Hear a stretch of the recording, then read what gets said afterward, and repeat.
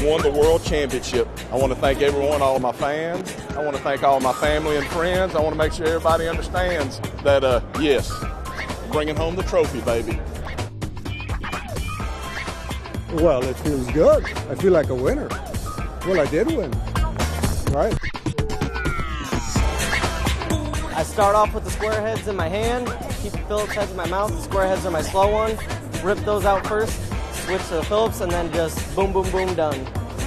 Okay, so this is Joshua from Reclaimed Rustic Woodworks, and he's our first winner of IWF 2018. What's it like to win? Exciting. Yeah? I can't believe how nervous I was. Really? Yeah, I was. You didn't look nervous, you looked cool. My heart's pounding still. Nice. The most fun about the competition was to see if I can beat the other person and see if I can win the drill. My biggest challenge was not stabbing my fingers.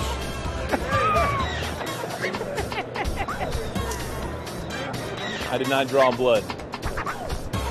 I did not set the new record. I really, really doubt it. Do you know what your best time was? I have no idea what my time was.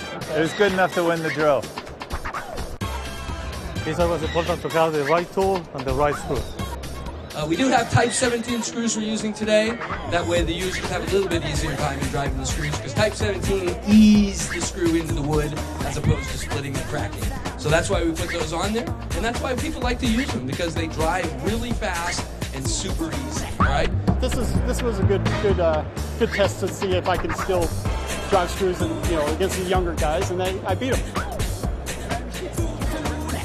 I did. Yep, I have the record of 22 seconds for 10 screws. They seem to do a drive better. With that, they have that tip in the front that it looks like it's pre-drill, like a pre-driller. They're awesome. Screw fast and don't lose. Quickscrews sounds like a good name because they work quick. I do find that Quickscrews is kind of a funny name. It's just a funny name.